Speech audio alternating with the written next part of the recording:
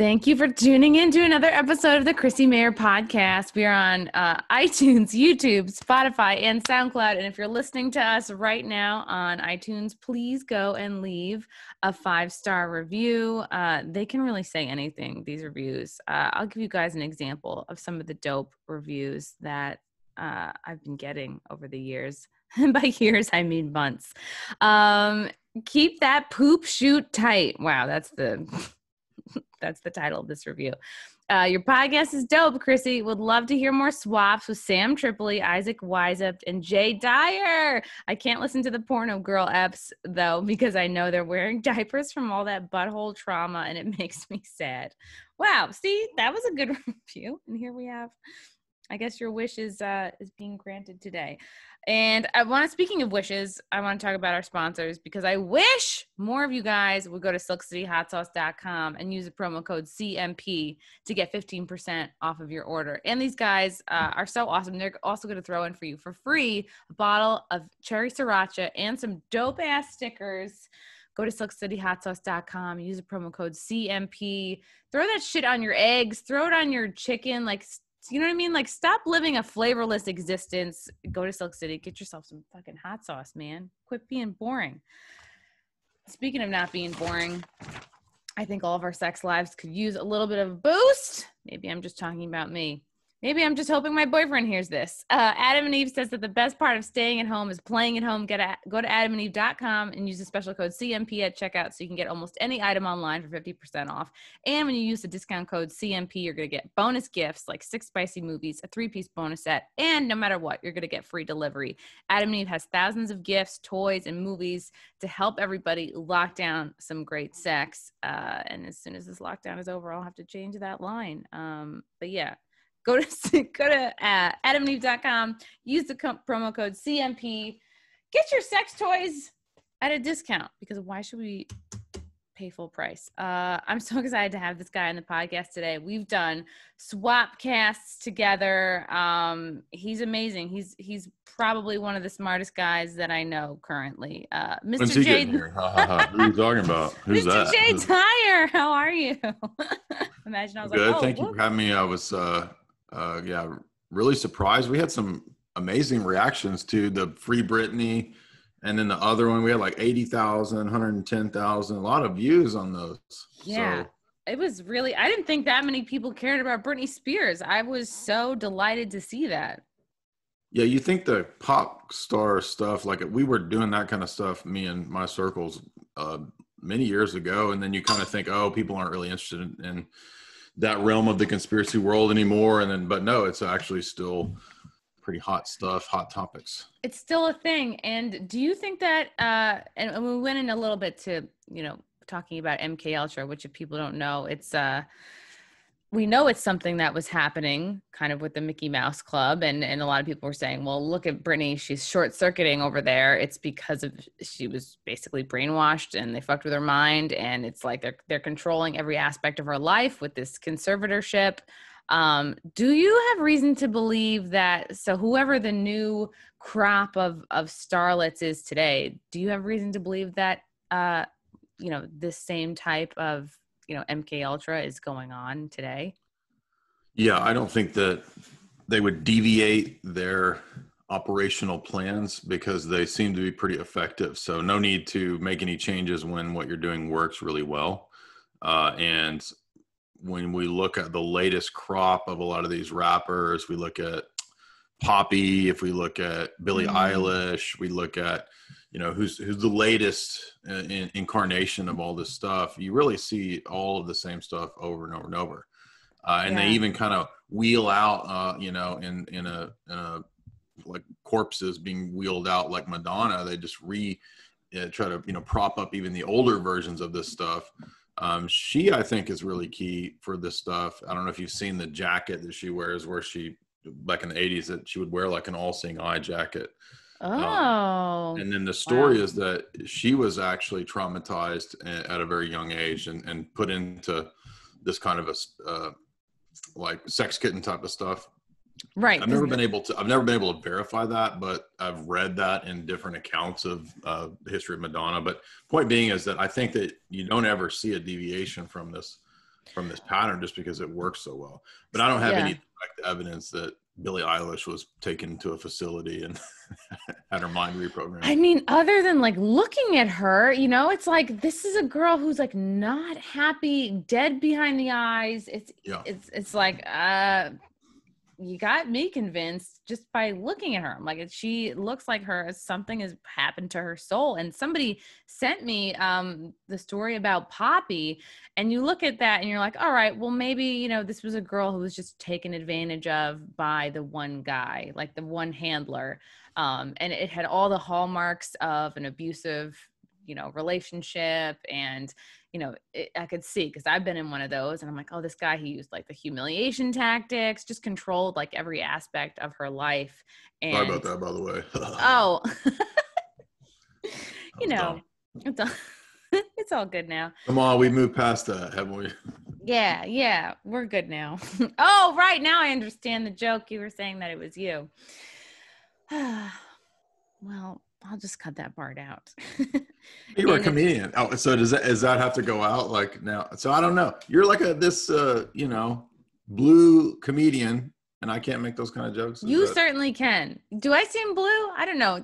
I did an interview the other day with Holly Randall. It won't come out till November, but she asked me if I was a blue comic or a sex comic, which I've never really gotten that question before. I was like, I've never even heard the term sex comic, but I was like, if there are groups, I guess I'm more so in that group. Like, I'm definitely not in the woke group. I'm definitely not. I thought blue meant just you talk about the late night topics. It doesn't have to just be sex. Like you could make poo-poo jokes, and those aren't sex. I don't really make poo-poo jokes.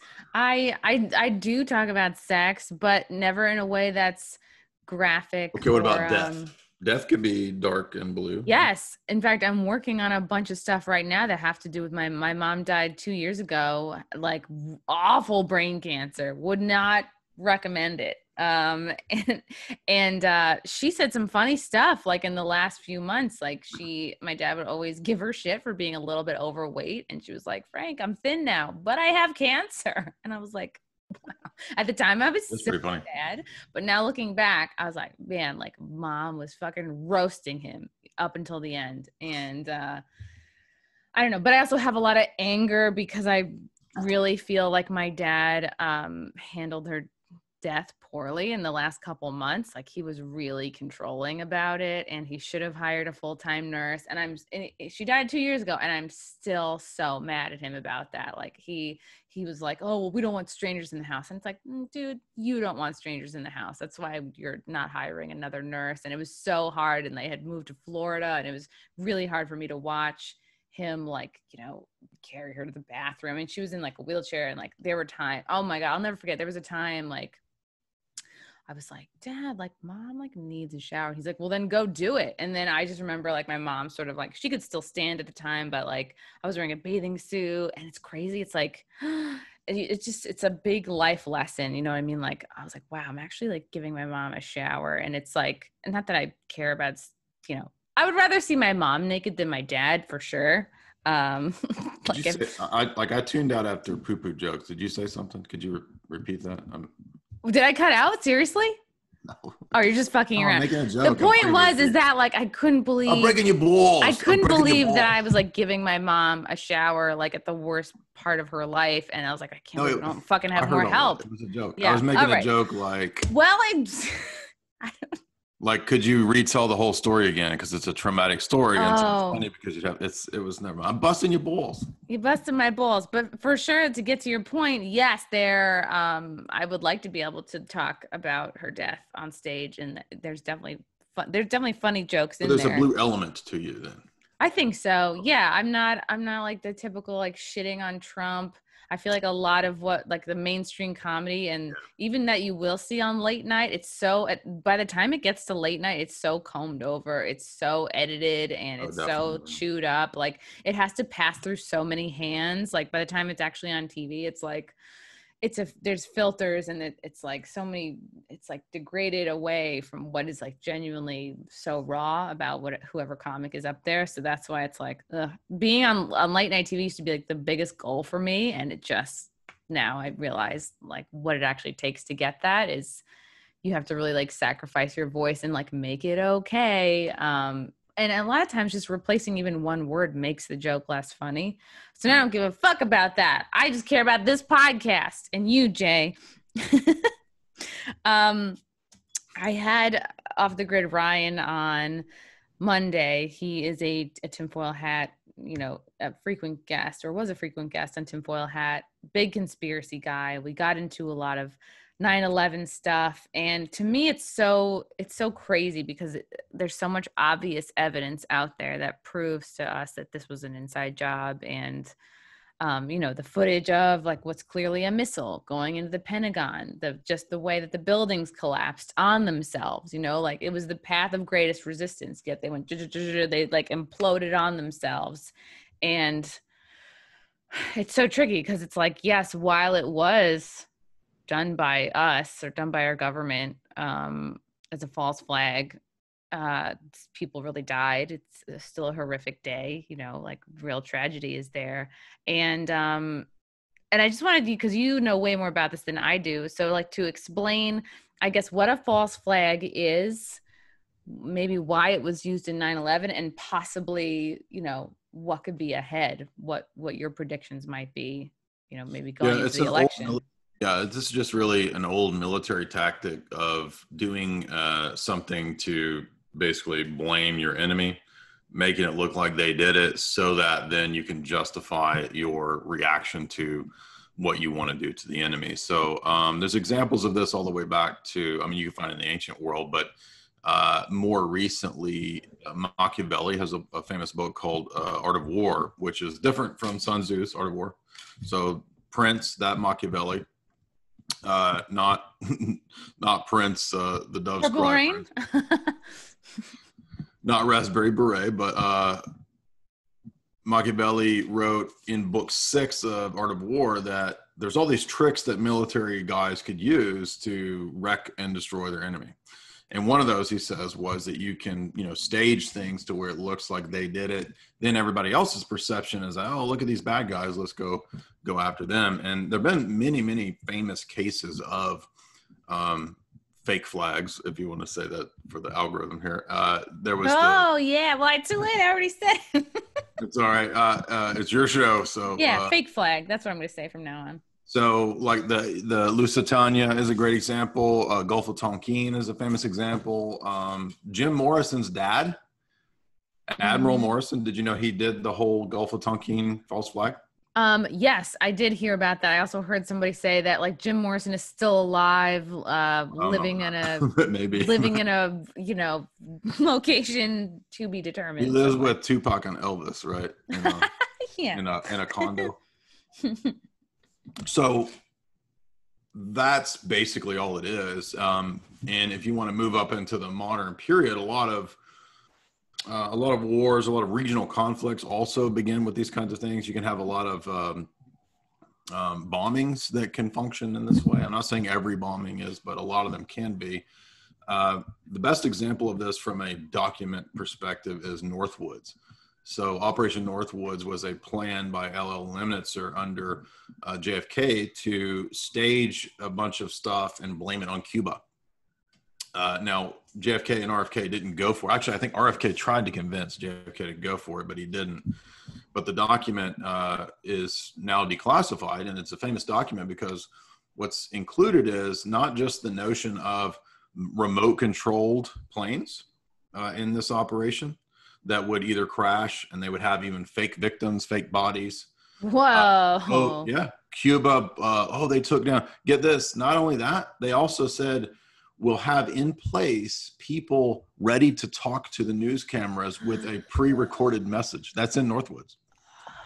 So this is old. Northwoods is like 60s. I don't remember when it was declassified, but maybe in the 90s, 2000s. So Northwoods is a classic example of showing people that this is very real. It's very planned out. Black operations can be very intricate. They can be very elaborate, almost something like out of a James Bond movie. In fact, when I was doing research for writing about Ian Fleming, who's the creator of Bond, I found out that a lot of those Bond stories were partly based on stuff that Ian Fleming really did, right? So this is actually pretty common. It's a lot more common than people think. And that's why you'll see even instances in movies or pilots of TV shows, like the pilot to the Lone Gunman, the X-Files spinoff, remote controlled drones are flown into the towers, right? And this is like 6 months before the events of 9/11. So if you look at Northwoods as a really classic example of this, and then Lemnitzer went on to be involved in NATO, and NATO was behind another version of this kind of false flag type of operation, Operation Gladio, which during the Cold War would stage these kinds of events, which guess what? Not just bombs, but shoot 'em ups, staged shoot 'em ups. You're talking about school shootings? Mass types of events, yes. Should I have not said that? That's part of Operation Gladio.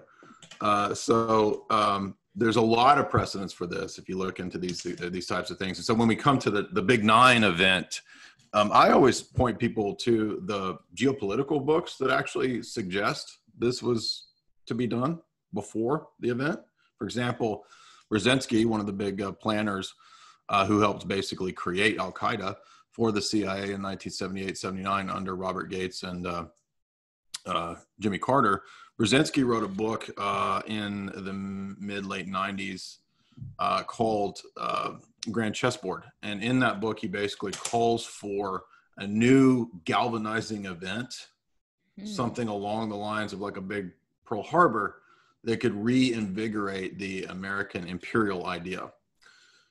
Not too long after that, I'm sure you've heard of it, but there's the Project for a New American Century, the PNAC document, which is a whole bunch of neocons, Bush, Cheney, all these different, Rumsfeld, Wolfowitz, all these different characters, wrote this big document, white paper, about 80, 90 pages, of how to revitalize and reinvigorate the U.S. military. And they specifically call for a large galvanizing Pearl Harbor type of event, again, prior to 9/11. And now that we've had, multiple examples, and there's others, by the way, there's other examples of Big 9 event type stuff. If these people are saying it needs to happen years and months prior to the event, and the same people are in control, right, at the time of the event, well, to me, it's a no-brainer that maybe they were involved in the event, right? I mean, they're the ones saying, let's do this. I mean, if you found your neighbor's plans, to steal your, I don't know, your golden dildo collection or whatever it is that you most prize over there, right? And you found the plans and it had the treasure map, right, marked on it. And then you went and looked at your treasures and the golden dildos were gone, you would be like, it was probably the neighbor who had the treasure Found map. the plans. Yeah. I actually have an amethyst dildo, and retail value. I got paid. It was my payment once for a comedy show. It was like a sex club in Brooklyn.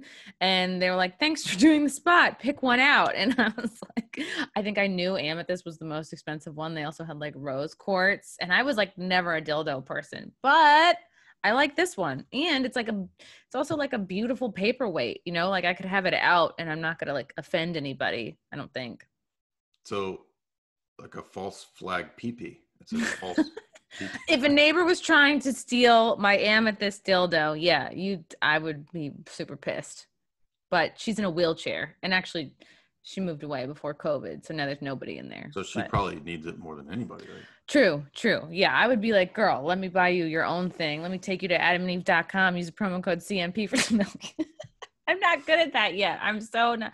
One day I'll be good at inserting the sponsors into my normal conversation. So if that's the case, that we've got like these multiple statements, and there's more, by the way, there's other examples that people can give of various types of fake flags that pop up, and these kinds of events being planned kind of ahead of time. Another key big scale piece of evidence that people kind of get lost or forget is the drills. So there was all these drills, one of which was like Vigilant Guardian, Vigilant, they got all these weird names like this.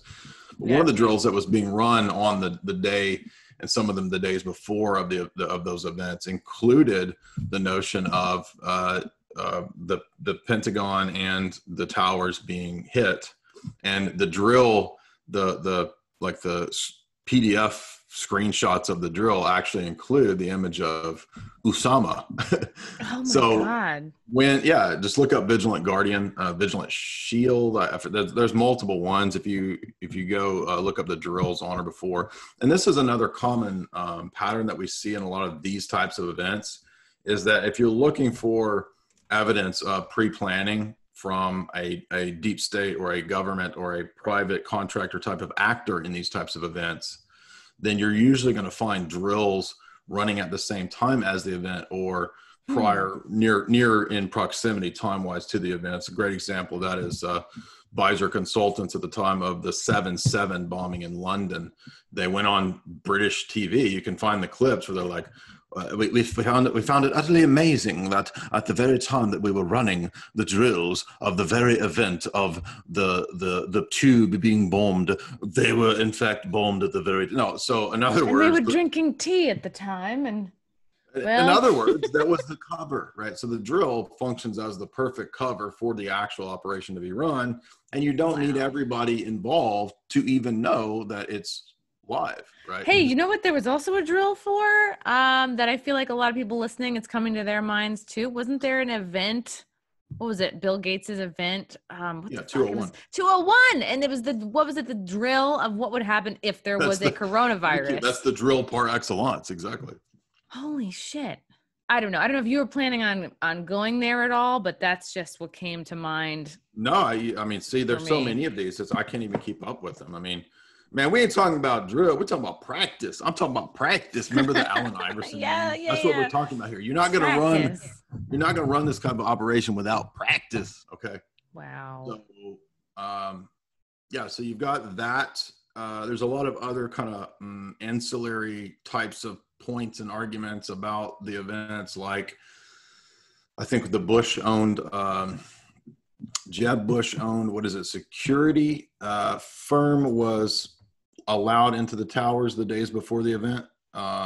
And so everybody thinks that's kind of suspicious. Why is basically the towers were shut down and they let this security firm come in and do something, right? Under the auspices of, I don't know, updating the security of the towers or something like this.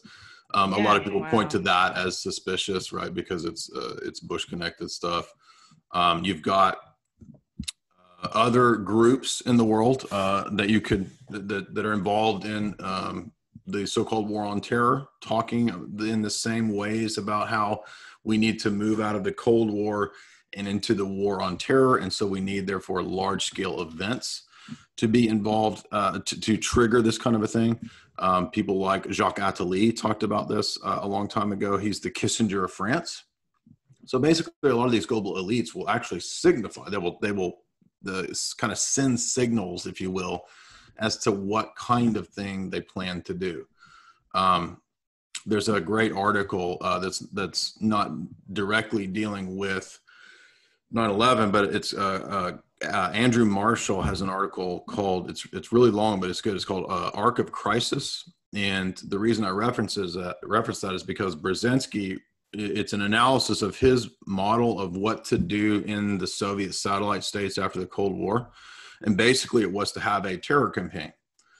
And so that shows you that one of the top guys in the US establishment, right? He was, basically Obama's top advisor. Again, the guy who created Al-Qaeda for the CIA on record. It's Zbigniew Brzezinski. Brzezinski had an open plan called Arc of Crisis, where you would do controlled chaos and terror throughout the Soviet satellite states to destabilize them at the end of the Cold War. So here you have, again, high-level people on our side saying, let's use terror to destabilize and to move things into the next business phase. So I actually think the strongest evidence for the events of the big 9 events, really come from the big geopolitical writers and thinkers who openly talk about and do these kinds of things. And what did they want? They wanted to go to war, it seems. Was it more that, or was it, and also there was the element of just basically trashing, burning down a lot of these documents that had to do with a lot of fraud and missing money. Yeah, the Big 9 event is interesting because it has so many uses. Wow. You mentioned several there. the biggest usage is geopolitical and long term. So what they wanted to do was to alter the perception of America, America's role, and how the geopolitical and economic structure of the next century would be structured. So the Big Nine event has a lot of symbology even in it. Like you get, I mean, what are the two towers represent what? Like American capitalism par excellence, right? So on one level, the destruction of that is kind of a signification of the end of that old American order, the American way of doing things. It's a transition into the global order. It's a, I would even argue there's darker kind of occultic symbology to it, but that's on another level with like the two towers and Jachin and Boaz and Masonic type of stuff. But just keeping it at the geopolitical level, it served to galvanize a lot of the Middle Eastern campaigns. It served to galvanize impetus for more oil, hijacking, basically taking over more areas of the Middle East to create a lot of microstates in the Middle East, part of the Oded Yanon plan. There's the domestic usage of 9/11, which was to transition America into a surveillance state. And thus you get what's called surveillance capitalism, where all of these companies made tremendous amounts of money. There's I shouldn't forget either, by the way, the put options. This is another key indicator of prior knowledge, right? So not only do you have a lot of the intelligence agencies and operatives in the world kind of sending information to America saying, hey, it looks like there's whispers that you guys are going to be attacked, which shows that the government had knowledge of what was coming. But you also have people moving stocks that also suggest which companies would be, losing money and simultaneously benefiting from the events of 9/11. So there's all these indicators of prior knowledge. We know there's many stories of people who were warned not to go to work that day, not to fly to New York that day. Don't do it. Again, this is all obvious examples of prior knowledge. I mean, it's not rocket science here that we're trying to figure out, they knew it was going. By the way, there's another book, I think it's James Bamford's book on the NSA, where he admits that the NSA had been tracking the so-called hijacker guys for years. They knew they were in the U.S. Wow. They were trained at U.S. air bases how to fly. So the idea that they had no idea what was coming when the NSA was watching and following and tracking these guys is ludicrous. Yeah. Wow. And then like certain officials were told not to fly that day. Exactly. And we went into more depth with this with Ryan, but like all the flights that were hijacked were at like much lower capacity than normal. It looks very much like certain steps were done, especially with timing of hitting the buildings, to kind of account for like lower casualties than possibly other days, other times. So it's scary. It's scary that so basically it seems like 9/11 happened to set up a surveillance state, right? Because now we all have these phones. There's people who cover their cameras on their computers, and one could say that from 9/11 to now has been like a kind of a big setup for us to be constantly watched. And what like scares me is now it's coming up. I'm just reading right now. State takes over contract tracing at Boston College after coronavirus spike on campus. This came out today, and this isn't the first article I've seen with contact tracing going on at colleges. And it's what you said before, that sometimes, colleges or academia are used as a way to kind of like usher in this new sketchy shit, basically. No doubt. Yeah. I mean, I was actually at university not too long ago. I was at a state university when I was doing grad work about 5 or 6 years ago. And I was witnessing a lot of the changes that had occurred because I was like the forever student, like who's the guy in PCU? Is it Jeremy? You're like Piven? A super senior? I was like Jeremy Piven in PCU, where he's he's like 40 and he's still hanging around with the undergrads and grad students, right? And so it took me forever to finish college, undergrad, and do grad school. So I got to see from like 2001 or 2 when I started college and did it part-time and worked for many, many years, all the way up until a few years ago, and how much it had changed just in that time period in terms of what was normative kind of brainwashing going on in the arts department, especially. I mean, humanities are the worst. I mean, it may not be as bad in engineering or something like that. But in the humanities, which is where I was studying philosophy, it was pretty rough, and it got worse and worse. So yes, the university system is absolutely crucial to conditioning people into the acceptance of the new normals, the new norms. And I mean, I remember here's one ironic thing is that back when I was about 2003, when I was doing undergrad, I was a freshman, sophomore in college. Where did you go? Did you say it already? I went to a kind of a small university in Kentucky. It's called Murray State University. Ooh. And did you have more of an accent? Huh? Did you have more of an accent? Yes. This is just for my spank bank. Well, I have, I mean, it's weird because sometimes it comes out and then sometimes it just depends, kind of depends on who I'm talking to. Like if I'm around a bunch of Southern people, it's a little more pronounced, but yeah, true. Or if you're drinking, that's what happened. I mean, nobody wants my Long Island accent to come out. So I just try to keep that on the down low because it's not pretty. Well, at least it's not the Boston accent, right? Oh God. Yeah. Wicked retarded. Hey guys, what the fuck? Yeah. Carmela Soprano. I just finished The Sopranos, so I've got Carmela playing in my head. Tony. I still have never seen The Sopranos. Oh man, it was great. I'd never seen it, and we just watched it. I was like, wow, that blew my mind. But what I was going to say about the professors is that back in 2003, most of the liberal professors in my history and philosophy classes, they were all like angry at Bush and his view and the events of 9/11, and multiple ones of them were even quote truthers. So they were totally opposed to the warrantless surveillance, the total information awareness network surveillance, all this stuff that was all liberal to be opposed to. Now that's totally been forgotten and everybody's for it. It's crazy. So it's almost like, because I graduated college in 2005, so it seems like we were kind of in school at the same time. And to me, it's like, you go to college, you're excited, you're like, finally, I'm away from my parents. Like I can think what I want, I can say what I want. And it's almost like everything you're learning, you've never heard before, you've never known before. It's almost like I got into this place where because my mom just went to secretarial school. My dad went to Syracuse, but he, he's totally different, like studied forestry, became a landscaper, like whatever, like wanted to be a park ranger. So now I'm like I'm like, wow, I'm like in college. And I feel like it's almost like you feel like you're better than your parents. Like you go through this, I went through this angsty, I was like 17 years old, like thinking you're hot shit. And like the things it's right. You're exposed. Like, again, I was a communications major. So like everything you're learning about media studies and women's studies and feminism. And I'm just like, wow. And I'm like getting all hyped up on like, I'm in a social justice club and like all my friends kind of think that way. And I'm, getting on this super liberal track or whatever. But I compare that to now and it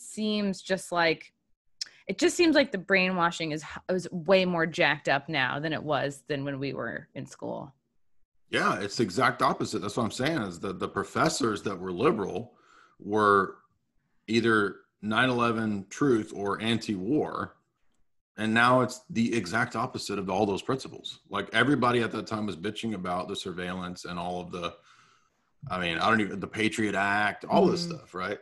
And now that's like, oh yeah, of course. If you don't support all that stuff, you're a right-wing fascist. It's like, what? That's the exact opposite of what. So I got to witness because I actually got into the truth stuff in about 2003. I watched Loose Change at that time, and then I got into watching a lot of Alex's stuff, and then I read Webster Tarpley's book, which is really good, by the way, on false flags, called Synthetic Terror. Fake Flags. I recommend that book. It's a really good book. So I was kind of like, and I was talking to professors who were into this stuff, and they knew what fake flags were, and they would talk about this stuff in class, and they would talk about how it was, predecessors to war and this kind of stuff. And it's just like, now it's even just, it's a whole nother dimension. It's the insane dimension now. Yeah. So it is kind of scary. And it's like, I feel like universities have been somewhat responsible for like the spike in kind of like trans being cool in a way. And it's like, it's such a small percentage of our population. But like, I don't know. It's just, I feel like it's sort of trickled down, and now it seems like transitioning is the answer for just regular childhood or teenage angst, you know, and I had a whole episode like with Buck Angel. Have you seen the Barrelson document? No. So look up the I think it's 1969 Bernard Barrelson memo, it's called. And it's this memo from the Rockefeller Foundation Population Council to, I think, all of Planned Parenthood. But what the document is about is it says we have to basically brainwash everyone into accepting all of the crazy stuff that's in the list. Like it says things like we need to eventually get to like one child policy. We need to have like super crazy taxes anytime you have a kid. We need to have, it's like all this wild stuff. And then it even talks about like totally making everything that's sexual like normal, right? Wow. Not because of anything to do with freedom, but to do it for the purpose of weaponizing and socially engineering. That's the weird part, is like that the document actually admits that it's not a pro-freedom, pro-liberty thing. It's actually to enslave. That's so mind-blowing. And it's an authentic document. You could look it up. But that's why when I read that kind of changed my views on a lot of this stuff, because I realized that a lot of this is being weaponized against the people on purpose. Right. It's like setting up, to me, it just seems like, and I'm super fucking liberal. Like I love the gays. I hosted a show at the Stonewall Inn for 6 years. So it's like, it's weird. And then there's this flip side of it. It's almost like they're setting up like cultural landmines to step in to like call somebody transphobic, racist. And it's like, now it's just, there's so many ways to fuck up what you're saying. And it's almost like controlling of thought, controlling of language. And it's like, we're all gonna, like, our worlds are getting smaller and more just like, this is what you have to say. This is what's appropriate. Have you heard of the Dr. Day tapes too? I think I mentioned that. Dr. Day? Yeah. No. So you got to hear this. So there's this talk by this doctor who was invited to this conference of all these doctors in the U.S. in 1968 or 69. And these series of conferences were part of the CIA's mind control conferences that they held in San Francisco. Yes, it's real. I cited in my book here if you want to read about that. Ooh, I still have to read your book. I'm so sorry. I'll send you a copy. You get a free copy. Yeah. Anybody that has me on, I'll send them a free copy. But all right, so basically, at these mind control conferences, there was a separate conference of all these doctors connected to that conference. And the guy who was running this was called, his name was Dr. Richard Day. And he gave this series of lectures to all of America's top doctors. And one of the top doctors there that was invited went and told some of the press what was at this conference. So nobody exactly could prove that this actually happened, except that 40 years, 30, 40, 50 years later, everything that was in this thing that he talked about has happened, right? So now that's a pretty good confirmation that this wasn't merely a conspiracy theory, but it really did happen. And basically he says that the drug war will be done on purpose to get everybody addicted to drugs. The stabbies will eventually be mandatory, and it will be done through, this is 68, 69. Wow. The Dr. Day lectures. Okay. He says that they will simultaneously promote total drug, like proliferation of drugs. Like what? Like get kids on Prozac and all of it. Get them suicidal, legal or get them illegal, like as they wage the war on drugs. So it's called pressure from above and pressure from below, and the purpose of that is to disintegrate society. Whoa. What's crazy about this the lectures I'm saying is that it shows you how insanely planned all of it is at every level of society. That's what I'm trying to get at here, is that it's not just like, if you don't find the 9 event, believable if you find it hard to believe, I said, I can top the 9 event by telling you that literally 50, 60 years ahead is planned, and they will put it into play. In fact, the day tapes are so crazy. They even say, I'm not kidding, he even says that eventually a lot of literature will be banned. And he says that they will even send people to libraries to remove actual books that include anything contrary to the plan that the technocrats have. It's like that Fahrenheit. Yeah, it's Fahrenheit 451. Yeah.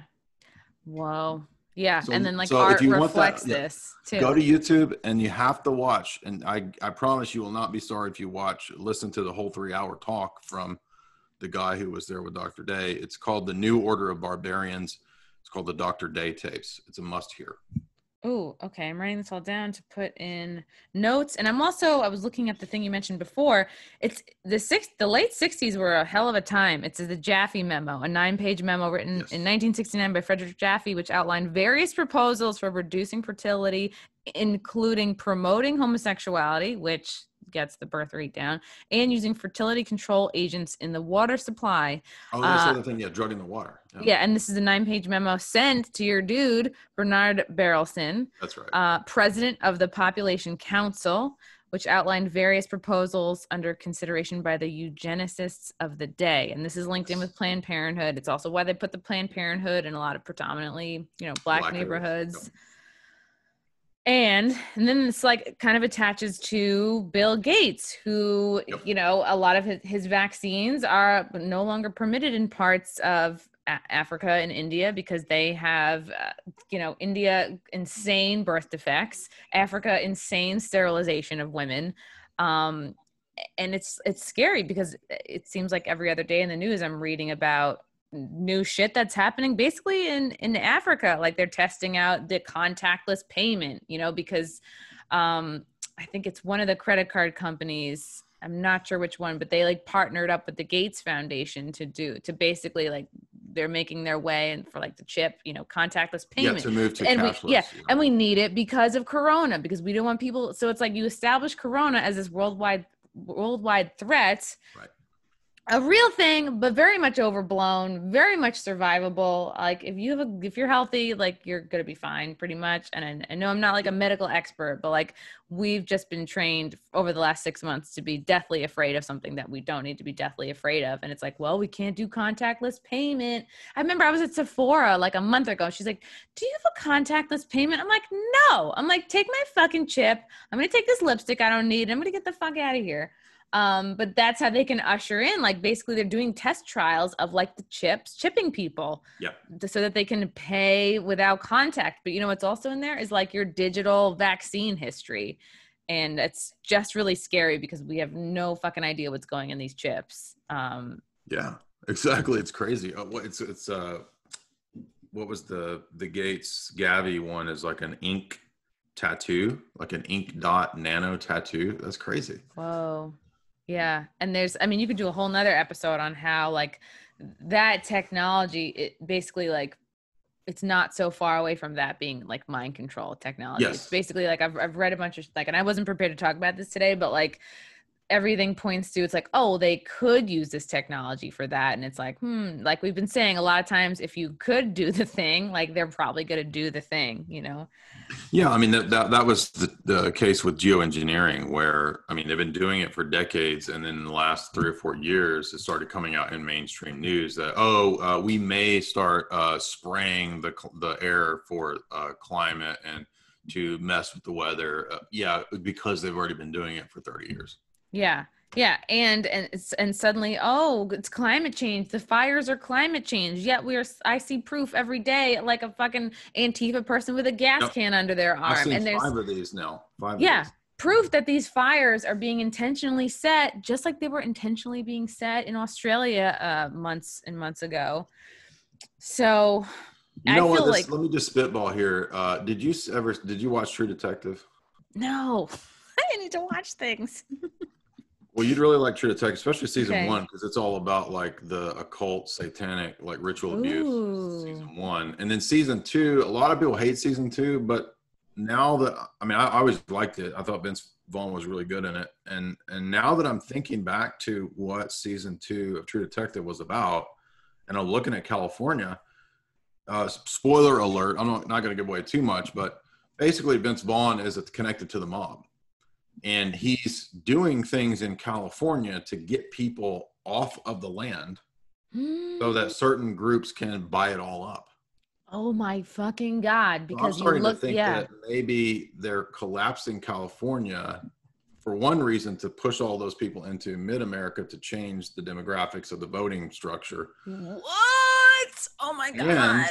Yes. Middle America, the fucking flyover. They're sending everybody to flyover states. And then they'll buy up California, gentrify it.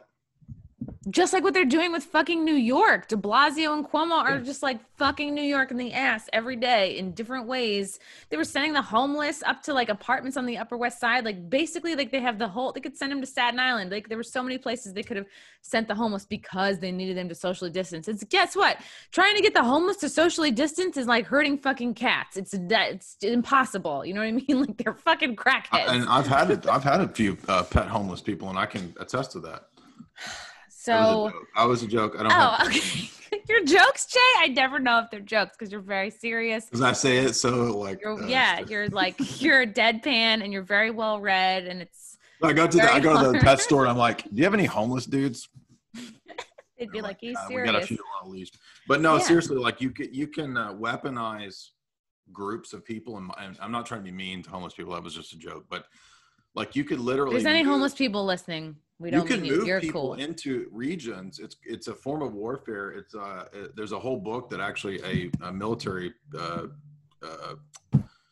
She wrote a book, I think, for the Navy War College from Cornell University, Kelly Greenhill. It's called Weapons of Mass Migration. Basically, the book is just a military strategy book about weaponizing people movements. Like, so move a group of people into an area to, like, let's say if you wanted to do put an economic strain on a country, well, like this is what Erdogan threatened Greece with, I think. Remember, in Europe, he said, I will flood your countries with people to wreck your economy if you don't do what I want, right? So we've seen many instances of migratory warfare.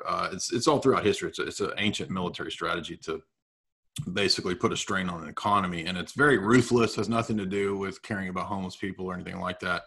I'm just speculating. I don't actually know why, what's going on in California, but to me, it's just. Could you also possibly say that the establishing like sanctuary cities could be a form of this too, like certain people are coming in to, like, basically there's a ulterior motive. It's to like fuck with the community. You can flood a region with people to put a strain on the economy and cause social disorder. Right. And people have been moving out of LA and New York in droves. It's like all anybody can talk about. And there's theories going around like, okay, let's say all the people, and that's the thing, anybody who has a second home has been out of New York for months now.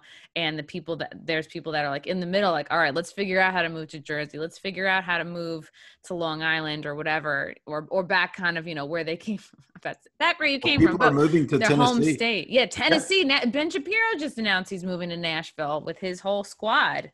And you got Joe Rogan and lots of LA comics moving to Texas. So, and with that being said, like you have New York, you have there's theories going around that like, okay, everyone with money moves the fuck out of New York, and then the state government buys up the land or like buys up the buildings, and it's a way to kind of just like, well, now they can. So here's what I'm confused about. So then what would the state government then do with the land they own or the buildings that they own if they buy it all up when people scram? Well, I'm just spitballing. I don't know, but my guess would be it's no different than like gentrification projects where, you are buying up cheap land, renovating it, to then turn it into a new hip spot. I mean, I'm just speculating. I mean, California has always kind of been a military industrial complex state. I used to live out there. My dad was in the military, so I've been, lived by the Navy base back in the 80s, and I've done a decent amount of research on California and the history of Hollywood and LA. That, I mean, pretty much like the whole state is like a mind control test tube. It's kind of like Disney World. Disney World is a big little city state, like the Vatican of mind control, basically. I view California the same way. That's why you've seen a lot of stuff that is like a new trend or a new kind of social engineering tactic. It will come out in California, and it takes it about 20 years to filter into the rest of the country. For example, when I was a kid, rap was everywhere in California. Everybody listened to rap in the 80s. Oh. And then when I moved back to Tennessee when I was a kid in the 80s, nobody even knew what that was. And it took about 10, 15 years before everybody listened to rap, right? So I got to witness this phenomena of California being the test tube to like spread culture to the rest of the country. One could argue that like LA and New York are both like, well, that's the cultural hub. That's where there's creative people. Like you could also say like, well, it's created there and then the rest of the country. But it's not just creative people. It's actually engineered. That's what I'm trying to get at. Like there's a great quote from Timothy Leary, who was a CIA asset. And he's you can find this clip on YouTube. It's about a 1-minute clip. He says, if you want to thank anybody for the 60s counterculture revolution, right? Now you might think, oh, it's going to be the Grateful Dead, the Doors, Woodstock, Jimi Hendrix. No, he says you can thank the CIA. So what I'm saying is that a big premise in my book and Jamie's books is that culture is created, it's fostered, and it's intentionally kind of pushed. That's what I'm trying to say. Did you ever see that goofy comedy, Josie and the Pussycats? I mean, I obviously know the name. This whole podcast is you asking me if I've seen shit and me going, no. Go watch that rom-com. I promise you, it is the. Did they do a remake of it recently? Like they did a movie of it recently, like a movie remake. Well, the one I'm talking about, it has like Rosario Dawson. It's like a 2002. Okay, I'm putting it on my. Go watch that movie. Watch list. And the whole movie is illustrating what I'm saying. Like literally the government controls the culture. Like the private corporate government, I'm saying here. Like they create the Pussycat dolls. They turn them into this thing. They control it. They mind control them. That's the funny thing about this. If you want to watch a great movie about mind control pop stars, go watch Pussycat Dolls. So it sounds almost like, going back to what you said before, Jake, almost sounds like you're saying that rap is a form of mind control, modern rap as we know it. Would you say that the biggest artists, maybe a Cardi B, could be involved? Absolutely. In fact, I think we talked about, maybe this was Sam or I don't remember who, but you can Google the interviews with the executives who said we'll create gangster rap on purpose. So I don't think rap itself is fake or like it's an organic thing that really comes out of, Black culture. But what I'm saying is that what they'll do is they'll look at trends, they'll find a trend that's getting popular and they'll co-opt it and turn it and steer it. That's what they do. Kind of like they did with Black Lives Matter, like initially a good idea, but then, fucking Soros gets involved and you're paid. Well, you could look at the environmental movement as another example of this. There are legitimate, environmental concerns, but what happens is that you get these zillionaires and they come in and they co-opt that movement and then they turn it into something else. And so the benefit of basically creating gangster rap is to what keep the cycle going of, I don't know, to me, it just seems really sinister because if you're glamorizing violence, aggression. Well, it's actually a target on Black culture. And that's pretty well documented. My publisher publishes a book called Drugs as a Weapon Against Us by John Potash. It's a really good book. And he does get into some of the MK Ultra stuff. But in that book, he talks about not just, it's almost like they will tailor different types of music to different targeted niche people. And this goes back to how the CIA would study anthropology, and they would target propaganda to different groups based on their idiosyncrasies and their culture. So for example, white kids were literally targeted with stuff like grunge music. There's a lot of CIA connections to the rise of grunge music. Black people were targeted with gangster rap. And what does it promote? It promotes a lot of things that are detrimental to the Black culture. And that was done on purpose. And if you doubt that, just go listen to the interviews with Freeway Ricky Ross, who was, when he talks about selling cocaine to Black people for the CIA. Wow. Which is like, I think Reagan even said this. I think it was a Bush senior plan under Reagan to sell crack to Black people in the ghetto. And if you think if that makes you mad, if you're like a conservative, well, guess what? The same government does meth to all of us dumb rednecks in the South. Whoa. And I'm just thinking, I'm kind of like reevaluating all so if our music is being targeted to us specifically for a specific purpose, like what we just said with the Black community, like what you just said with Southerners, right? I look at, well, what kind of music has been targeted to me in the past, and I look at like my journey from like college, being like I was a super liberal feminist in college, and like had I stayed on that path, which I truly was before I kind of learned about like being libertarian, basically more than the two-party system, and I expanded my world, you know, and wasn't just talking to like, wasn't staying in a, you know, echo chamber bubble, whatever. So looking back, it's like, well, what kind of music was sort of like aimed at me? It's like a lot of feminist undertones. It's like, you know, and then you have Lizzo. It's like, oh, it's okay to be like fucking fat and gross and not take care of your health or your body, because it's like you're fabulous and you're owning it. And but just a lot of like feminist themes, like not needing a man, men suck. It's like you don't hear any songs about like saving money, and there's got to be a way to make it cool, right? There's got to be a way to like, we don't hear songs about like a fucking 401k or like not, you know what I mean? If like Orthodox Jews were in charge of writing song lyrics, it would be about like buying property and real estate. Who would listen to that though? I was trying to think of how like if Woody Allen sang a song about saving money. I was saving my money. I was saving it really well. I don't know. It's silly, but yes. So have you heard of Dave McGowan? Yes, but you got to read that book. That's perfect. Like if you've not read Weird Scenes Inside the Canyon, or just go. What's he did the like name of the book? Dave McGowan. Weird Scenes Inside the Canyon. Okay. It's probably. So basically what I did in my book was look at Hollywood as culture creation. And he basically does the same thing except for music. So he looks at, not like modern music, but the 60s stuff. So he basically goes through Doors, the Byrds, Mamas and Papas, all these characters, and shows how they were brought to the top.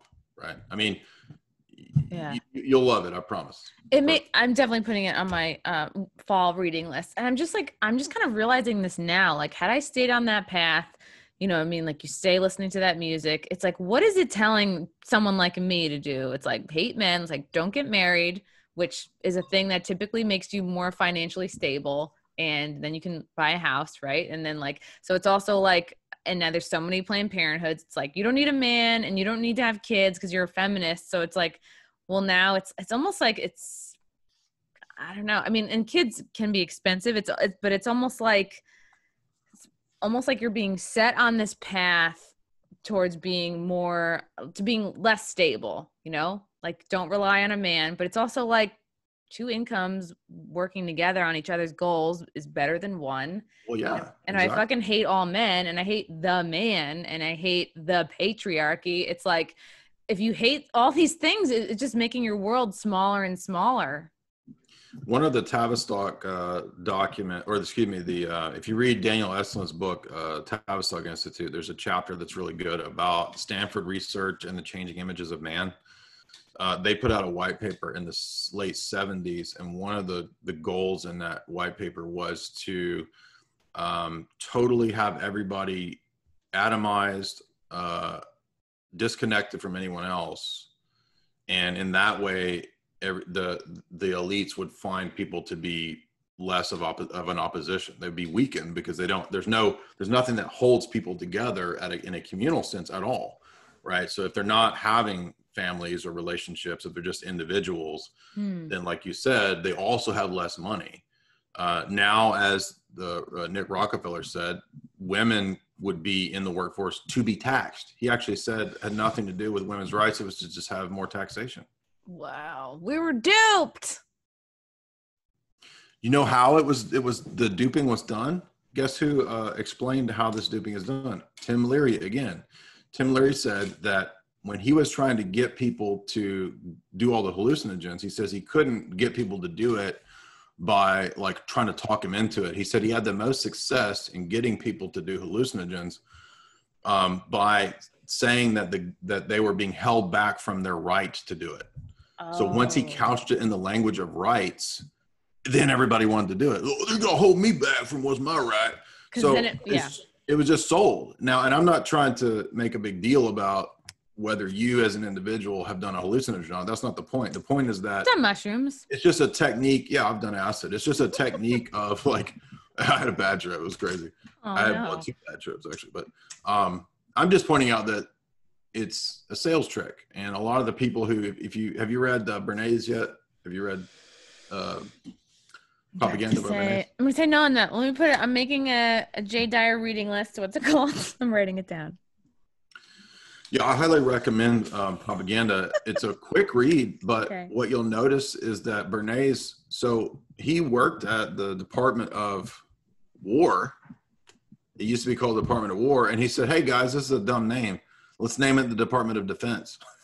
And that way people will not think that we're warmongers when we call it, we're defense mongers, right?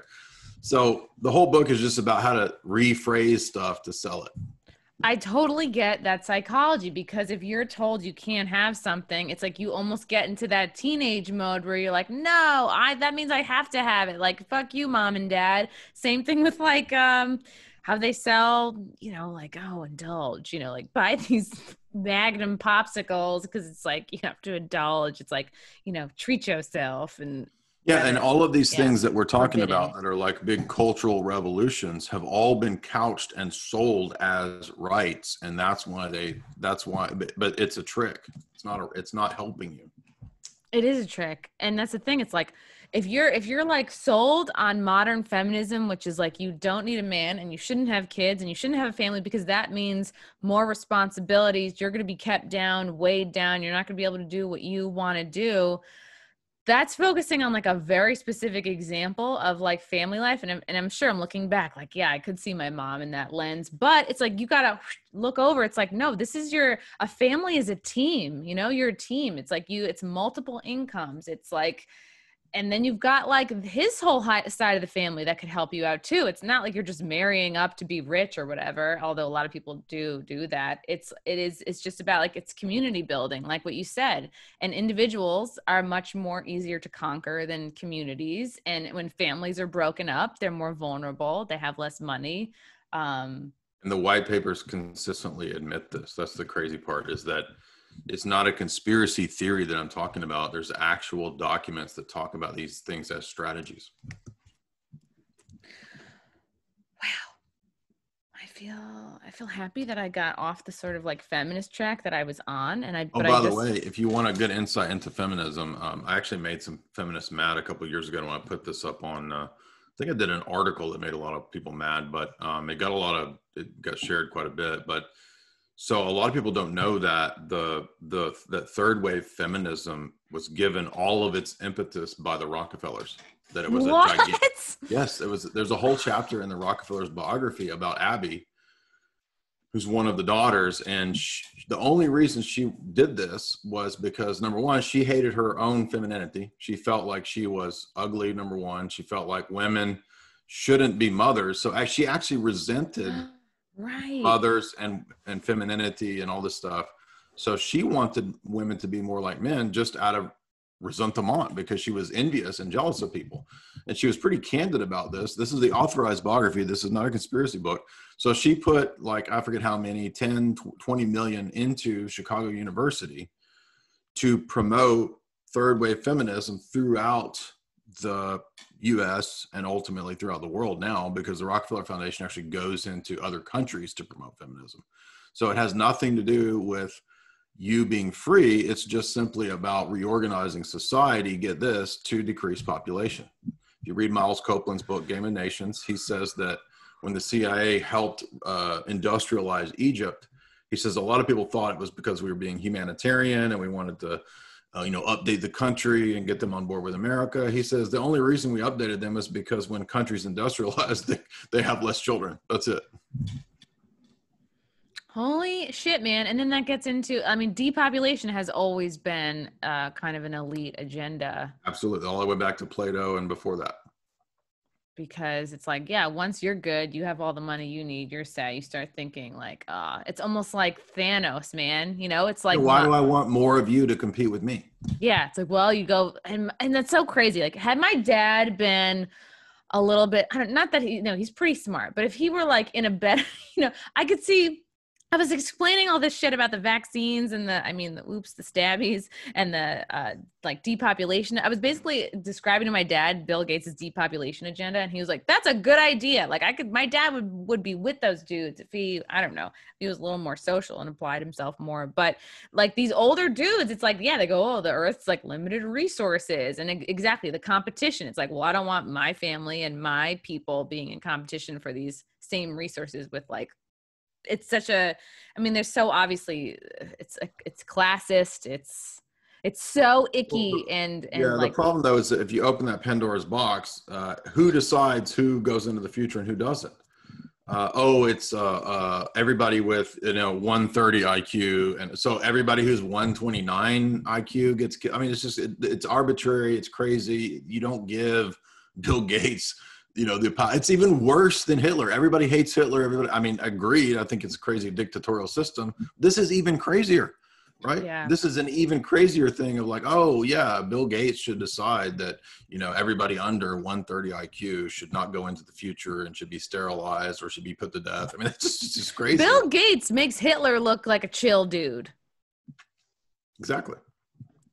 Because it's the same system that morphed into a different form. It's literally the same. Instead of it being like one Germanic Teutonic group, now it's more of like if you ever seen the Bond movie Moonraker? No. Go watch Moonraker because the bad guy Hugo Drax, he basically just says, do you remember the stories that came out about Epstein? Yes. That he wanted to like impregnate all these women?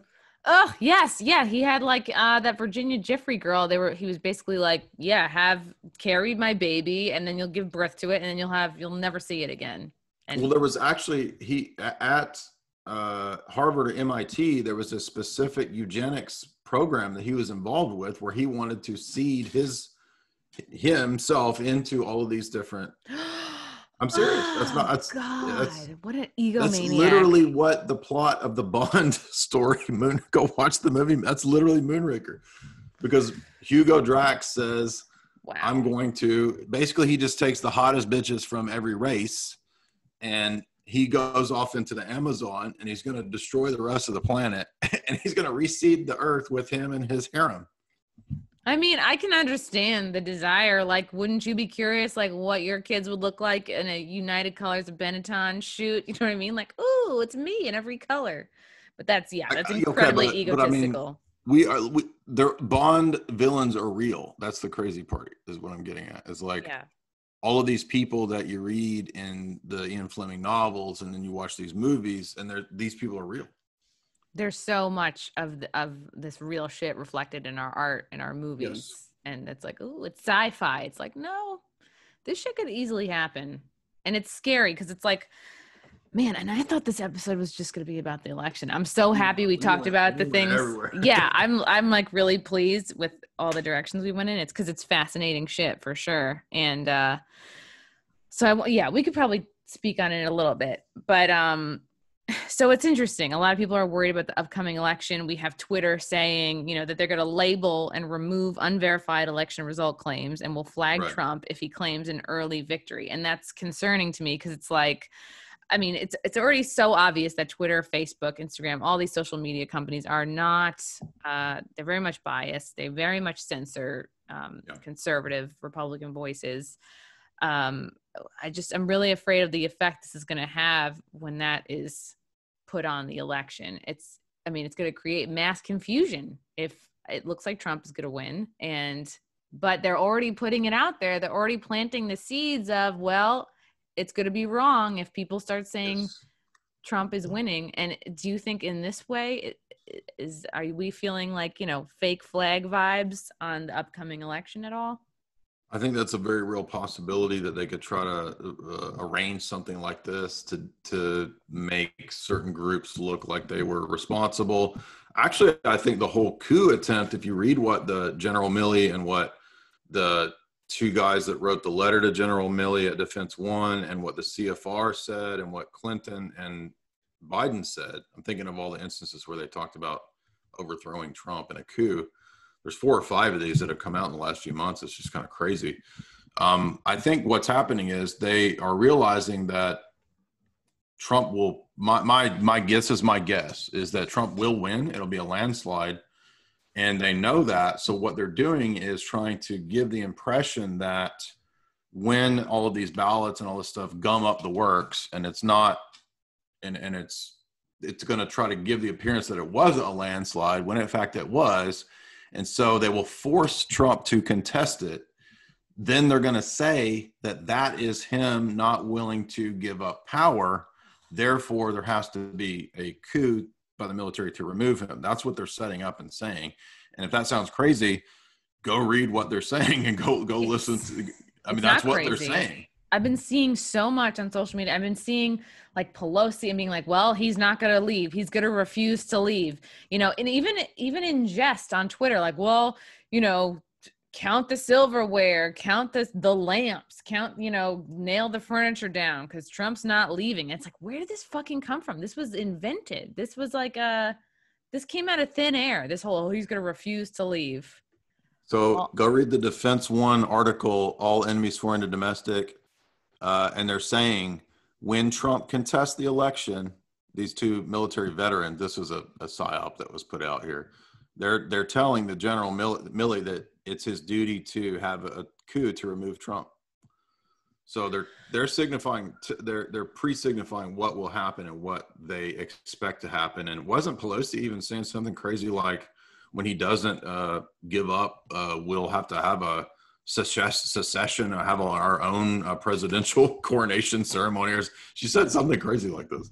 Yeah, there's even a scenario where if they can't, I think, count the votes in time. I mean, there is a scenario in which Pelosi would be acting president.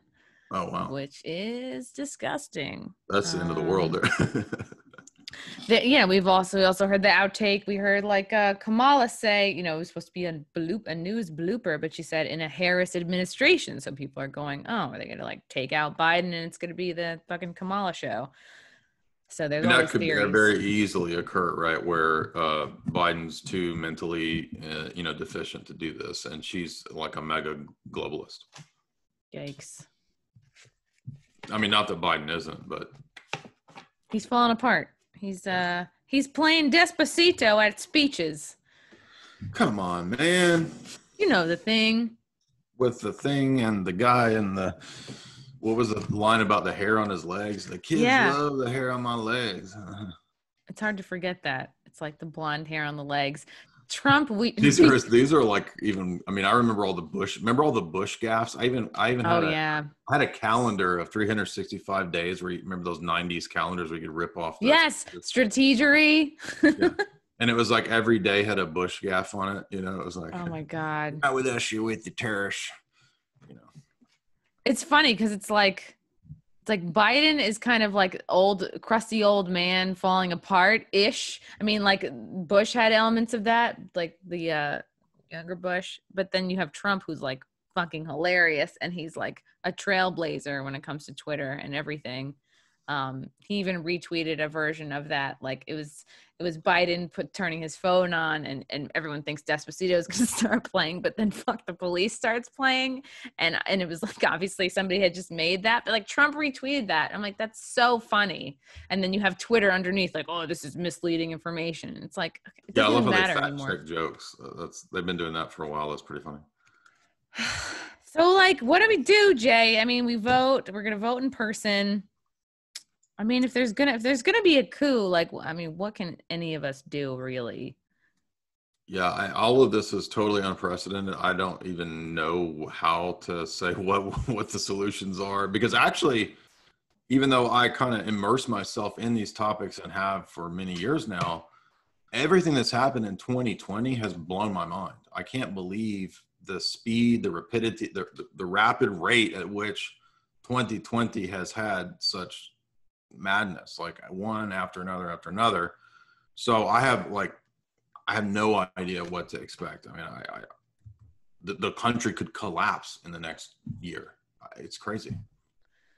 Not to scare anyone. Yeah, and then we just have today, This Chinese virologist who fled China fearing censorship is censored by Twitter. She was just on Tucker Carlson literally last night. She's very, very Asian. She's very Chinese. I believe her 100%, basically saying like this, like coronavirus was made in a lab and a lab controlled by China's government, and it was released on purpose. I mean, this is something you and I and a lot of the listeners have known for months now, but the fact that this is now out on a show like Tucker, and it's like, other news sources are going to suppress it for sure, but yes, just the fact that this is out. I'm sorry. One thing that I was just reminded of, did you see this video going around yesterday of the military officer, the former JAG officer, warning that they're doing a coup? What? No. I sent it to you on Instagram, and it keeps getting pulled down because it's a pretty high level dude. Wowie. And let's see. Former JAG officer Richard Black warns that elements of the military are planning a coup against Trump. Okay, that's really scary. Do we risk a military coup? Yeah. By way of background, let me just say that I'm Colonel Richard H. Black, retired. I was a career judge advocate officer and former chief of the Army Criminal Law Division, Office of the Judge Advocate General at the Pentagon. I played a key role in deploying the 7th Infantry Division. I mean, this is 10 minutes long. Yeah, he goes on to say that you can go, yeah, you'll see what I mean. That 2 retired lieutenant colonels. He just basically, he's sending out a warning saying that they're going to try to have a military coup against all of the generals and high-level military brass that are global-minded, globalists are going to try to do this. That's so scary because it's like, I think with the Q movement, a lot of people wanted to believe like, oh, there's a lot of like good guys and patriots in the military, and you forget there's the other side of that. There's literally like an internal war in the country apparently going on at these higher levels. It's crazy. Yeah, it makes sense because it's like that's in our culture with our politicians. So why wouldn't it also be in our military? Have you ever seen H.G. Do you know who H.G. Wells is? Yes. No, I'm serious. I'm not trying to be rude. The point of this whole podcast is Jay's like, wow, she hasn't seen shit. She hasn't read shit. Do you know how to read? Do you know how to? Okay. So H.G. Wells did a book that was pretty famous called Shape of Things to Come. And in that book, it was 3 or 4 years before World War II. And he predicts all of these things that happen in World War II. It's pretty crazy. Like, well, for one, he predicts a world war several years before World War II. But one of the things that he predicts is that the 2 world wars will lead to a formation of a global government, namely what comes out of that's the UN, obviously. But he says that when things get into the future, namely around our time, right? He says that there will be these resistance movements that arise against globalism. And in the movie version of Shape of Things to Come, he actually has these characters who look and act like Putin and Trump, and they're called national. I'm not joking. They're nationalists, right? That are against the globalists. Whoa. In H.G. Wells' story, they all get destroyed, and then in the total technocracy. It's pretty crazy. Okay, the movie, I highly recommend watching the movie. The only problem is that it's a movie from like the 30s, so it's real grainy, and it's free on YouTube, but it's literally like laying out everything. Okay, that's going on the reading list. Got my work cut out for me. This is amazing.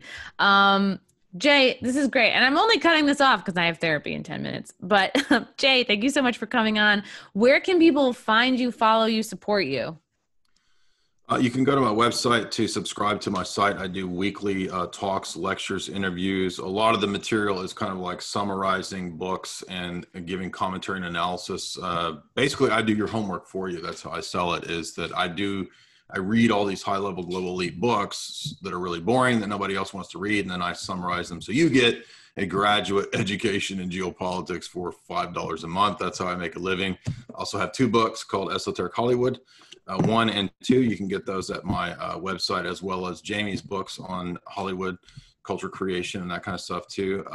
And it means your boo for people who don't know. That's in the shop.